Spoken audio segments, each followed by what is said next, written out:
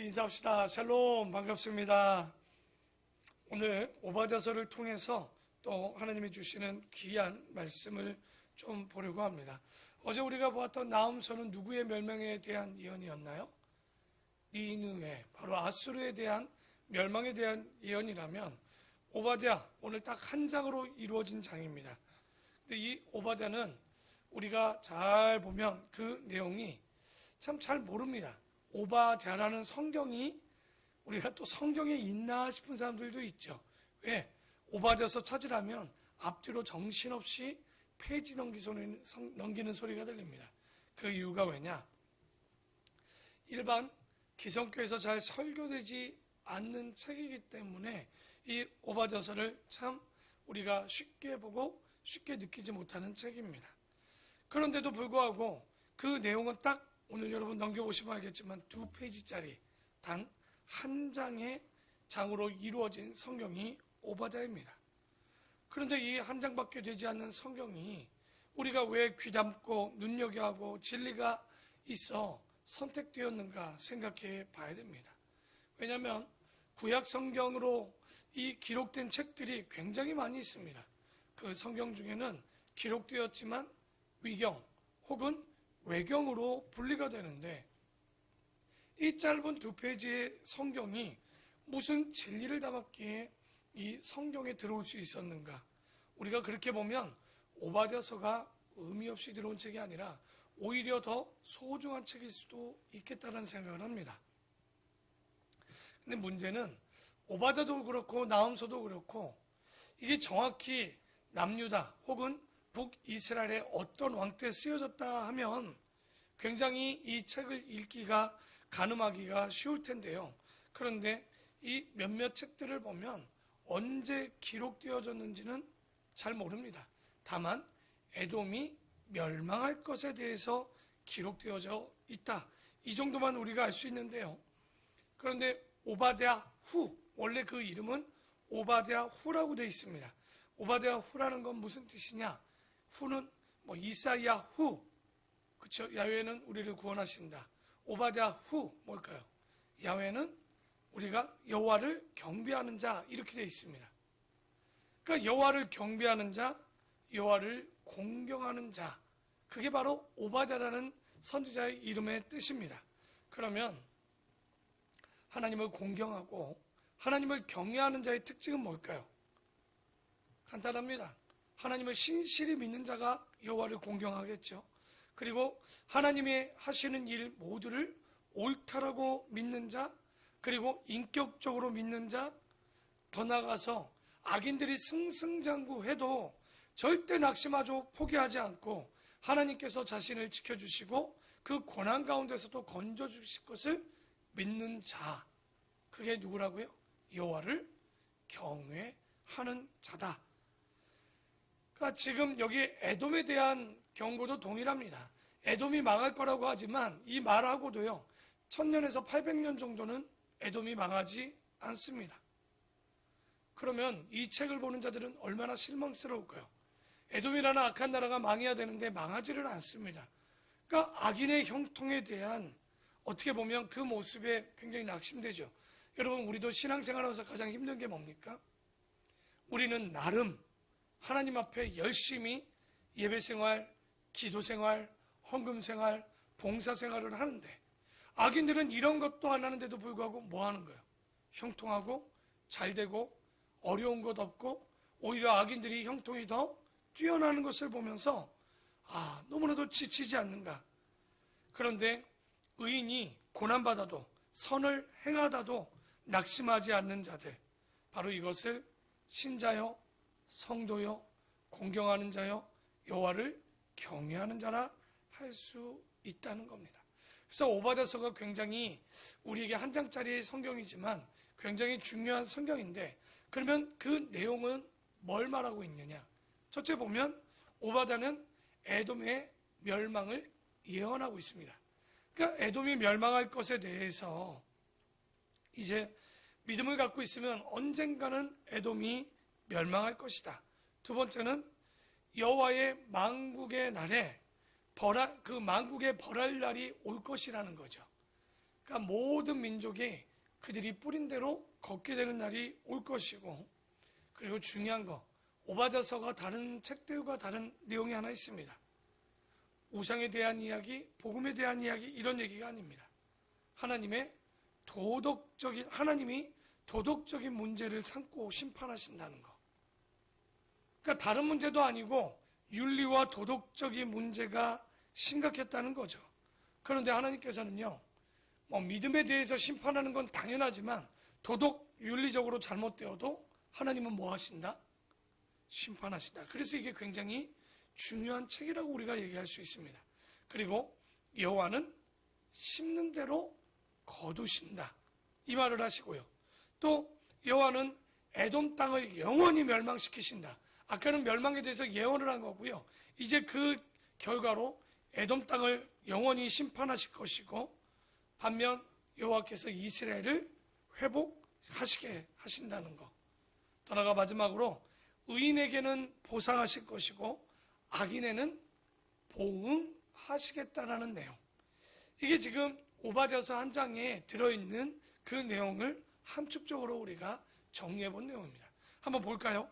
1장 1절에 보면 오바댜의 묵시라, 주 여호와께서 에돔에 대하여 이와 같이 말씀하시니라.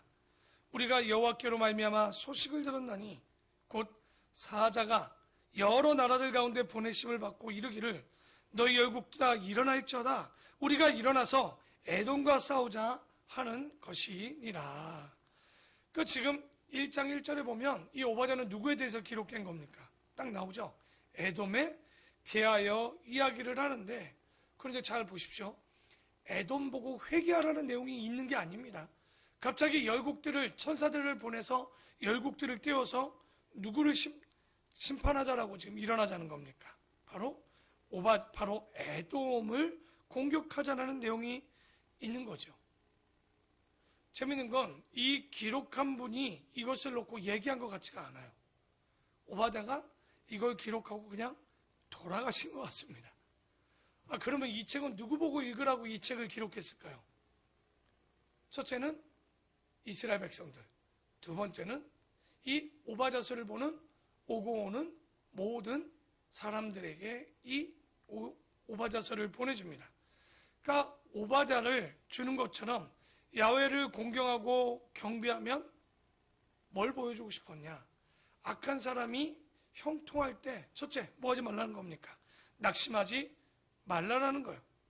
왜? 그들은 반드시 뭐 하기 때문에 잘 되는 것 같지만 언젠가는 반드시 멸망한다는 거죠.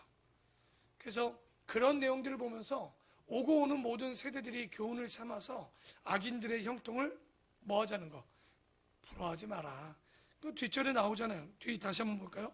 곧 사자가 나라들 가운데 보내심을 받고, 그러니까 열국들에게 보내진 거죠. 이르기를 너희는 일어날지어다, 우리가 일어나서 누구와 싸우자는 거예요? 에돔 나라를 끝장내자라고 얘기를 합니다. 그러면서 에돔이 멸망하는 이유가 3절에 나오는데요. 너의 마음이 교만이 너를 속였도다. 바위틈에 거주하며 높은 곳에 사는 자여, 네가 마음에 이르기를 누가 능히 나를 땅에서 끌어내리겠느냐 하니. 간단합니다. 에돔의 멸망의 가장 큰 핵심은 뭐예요? 교만입니다. 뭐라고 얘기해요? 바위틈에 거주하면서 높은 곳에 사는 자여 라고 얘기하는데, 왜? 그들이 뭐라고 얘기합니까? 뒤에 보니까 누가 자신들을 땅으로 이끌어내릴까? 그러니까 자기들을 내릴 사람이 없다라고 생각을 했던 거죠.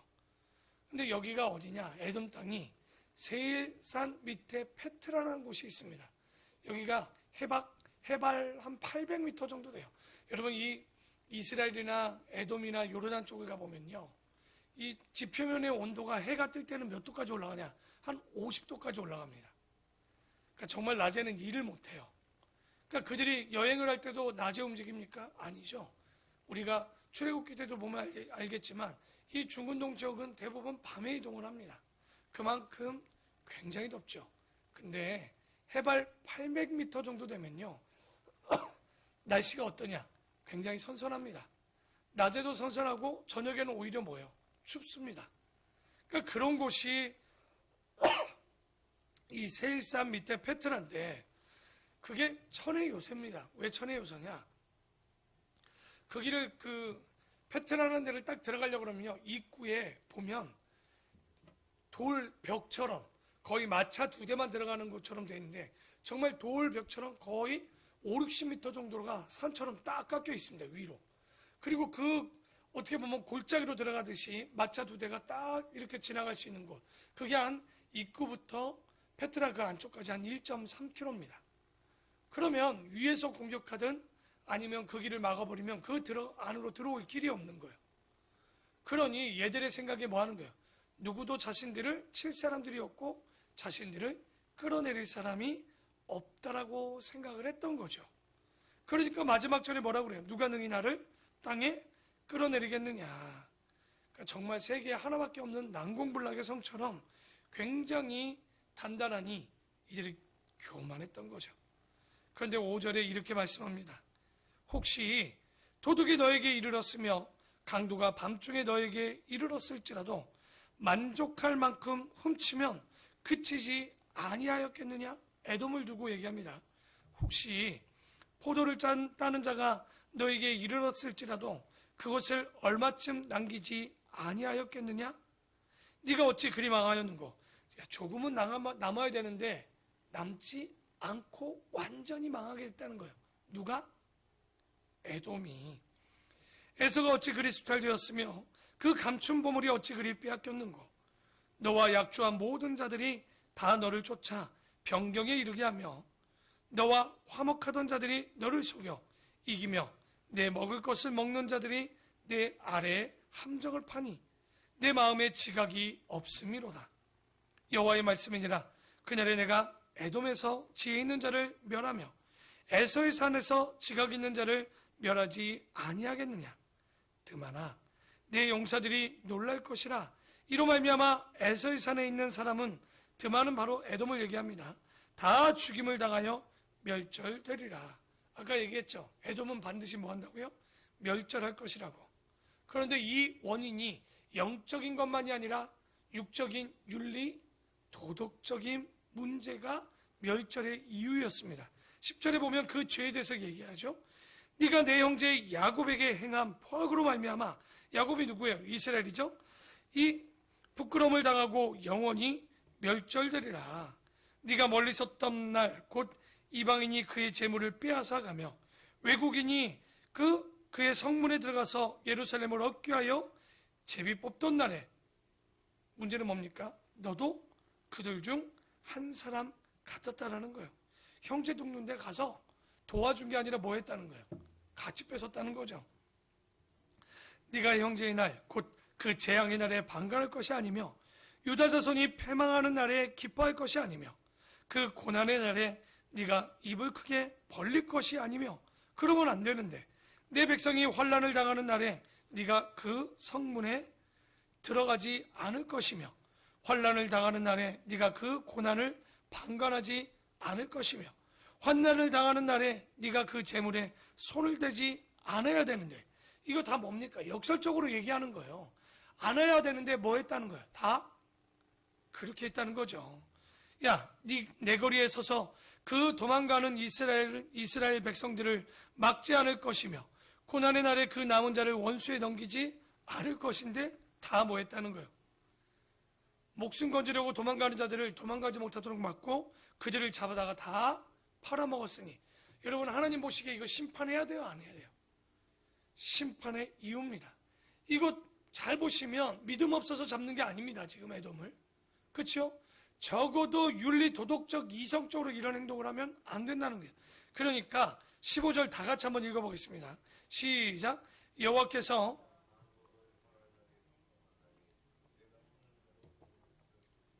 네가 행한 것이 내 머리로 돌아갈 것이라. 만국의 벌할 날, 그러니까 악한 자들의 심판의 시계가 돌고 있어요. 다만 그것이 정각이 되기 전까지 충분히 그 죄악들이 저장되는 시간이 필요한 거예요. 그런데 우리는 그거를 못 건지죠. 왜? 악인들이 너무 형통하단 말이에요. 잘 되는 것 같단 말이죠. 근데 만국을 벌할 날이 있다. 그런데 무서운 얘기를 여기 하나죠. 성경에 아주 제일 원리 같은, 너희 행한 것이 너희 머리로 뭐 한다는 거예요? 돌아갈 것이다. 성경에 만고불변의 진리가 있습니다. 심은 대로 걷습니다. 굉장히 무서운 말이에요. 그러니까 저도 요즘 종종 어쩔 때는 약간 활력이 떨어지는 날이 있어요. 그래서 잘 생각을 해보면 이게 언제까지 주님이 심는 대로 여러분 우울한 마음을 넣으면 우울한 결과물이 나오겠죠. 주님 앞에 부지런하면 분명히 달란트로 남겠죠. 우리가 항상 주님의 앞에 내가 정말 게으르지 않고 충성된 종인지 항상 생각해야 돼요. 기도를 뿌린 만큼 응답이 오는 거예요. 그래서 뭐 많이 하라 뭐 이런 말은 아니지만 적어도 그래도 기도할 때 기도는 해야 될 것 아니겠습니까? 그래서 심는 대로 걷는데 바로 그게 그들에게 만국불면의 진리처럼 만국을 벌할 날이 올 것이다. 우리가 지금까지 잘 보시면요, 오바댜의 분량은 적지만요, 성경 어디에도 이렇게 심판이 명확하게 명료하게 적혀 있는 곳이 없습니다, 여러분. 항상 그들을 뭐 또 이러시고 나서 구원하실 것이다 막 이러는데, 여기 뭐라고 합니까? 만국을 벌할 날이 있는데 그 벌하는 이유가 뭐냐? 바로 니들의 머리로, 니들이 뿌린 대로 니들이 걷게 될 것이라는 거. 그래서 16절, 너희가 내 성산에서 마신 것 같이 만국인이 항상 마시리니 곧 마시고 삼켜서 어떻게 되냐? 에돔이 본래 없던 것 같이 되리라. 아주 어떻게 철저하게 처절하게 심판하시는지 원래 없었던 것처럼 에돔을 씻어내버리겠다는 거예요. 여러분 이렇게 확실한 심판 보신 적 있습니까? 굉장히 무서운 내용을 얘기하고 있는 거예요. 그래서 주변 나라들이 예루살렘을 공략하는데 에돔 자손이 어떤 행위를 했습니까? 그러니까 여러분 이것들을 보십시오. 주변에서 이스라엘을 치는데 에돔도 같이 가서 형제 민족인데도 불구하고 약탈했다는 거. 근데 왜 에돔이 이렇게 못된 짓을 할까요? 어디서부터 시작된 잘못된 단추입니까? 바로 여러분 잘 아는 야곱과 에서, 창세기에서 그때 장자권을 뺏어간 부분에 있어서 이 에돔 족속은 솔직히 뭐하지 못했던 거예요. 이스라엘을 용서하지 못하죠. 항상 보면 그들이 가는 길을 막는 게 에돔입니다. 잘 보시면. 그러니까 형제임에도. 그렇지만 하나님은 형제이기 때문에 에돔을 뭐하지 말라고 합니까? 치지 말라고, 전쟁하지 말라고, 피하라고 얘기를 하는데 이 에돔은 뭡니까? 적들이 유대인들을 칠 때 숨겨져도 시원찮은 판에 그 길을 가로막고 적들이 그들을 사로잡아가게 하도록 그냥 뒀단 말이에요. 그러니까 너희가 이런 일을 행하고 어떻게 하나님께 심판받지 않겠느냐라고 얘기를 하는 거예요. 그러니까 오바댜는 하나님의 뜻을 이 성경을 볼 때 이렇게 봤던 거죠. 그래서 반드시 그들이 심판할 것을 예언하셨고 완전하게 멸절되었다는 거죠. 다만 그 시간이 굉장히 길었기 때문에 뭐 했다는 거예요? 이게 진짜인가? 라고 했고 낙심하기 쉬웠죠. 그러나 오늘 15절에 뭐라고 합니까? 여호와께서 만국에 벌할 날, 악한 자가 잘 나가고 남들을 수탈하고 승승장구하는 것 같지만 결국에는 어떻게 되는 거예요? 그들을 심판하시니, 그러니까 의인들에게 얘기하는 거예요. 너희들의 그 고난받았을 때 쉽게 뭐하지 말라?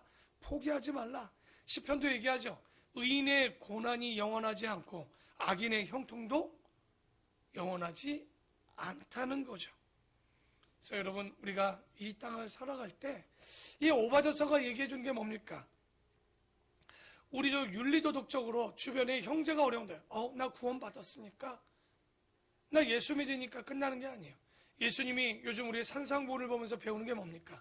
하나님 사랑, 이웃 사랑이 나타나지 않으면 바로 오바댜와 같은 꼴을 당하는 거예요. 그 오바댜가 얘기한 에돔과 같은 결과물을 얻게 되는 거죠. 그래서 여러분 낙심하지 마십시오. 우리가 주님 앞에 선한 길로 간다면 심은 대로 걷게 되어 있습니다. 다만 그의 때 그 죄악이 가득 차야 하나님께서는 심판하죠. 아무리 아브라함에게 하나님께서 가나안 땅을 준다고 했지만 금방 주지 않았어요. 이유가 뭡니까? 가나안의 죄가 가득 차기까지 기다리신 거예요. 그러니까 에돔이 망한다고 오바댜가 얘기했지만 그들에게 뭐가 있어야 되는 거예요? 그 죄가 가득 차기까지 기다렸던 거예요. 다만 그 죄의 내용이 좀 다른 거죠. 뭡니까? 윤리적, 도덕적, 바로 우리가 그 이웃을 내 몸과 같이 사랑해야 되는데 그러지 못한 그들에게 심은 대로 걷게 하는, 오늘 이 말씀을 붙잡고요, 여러분이 이 땅을 살아갈 때 지치지 마십시오. 정말 하나님께서 언젠가는 의인을 도우시고 하나님의 백성을 건져주시고 언젠가는 하나님 안에 거할 수 있도록 주님께서 우리를 인도해 주신다는 사실을 잊지 마시고 낙심하지 마시고 주님만을 의지하며, 왜 오늘의 기도를 안 들어줄까? 안 들어주는 것이 아니라 하나님의 때가 필요한 것이고, 그 때를 온전히 끝까지 바르게 지켜지는 자에게 반드시 승리할 수 있는 날, 그 날이 우리에게 이루어질 줄 믿습니다. 정말 주님만을 바라보는 그 소망의 믿음을 잃지 않는 우리 모든 성도들이 되기를 축원합니다. 아멘.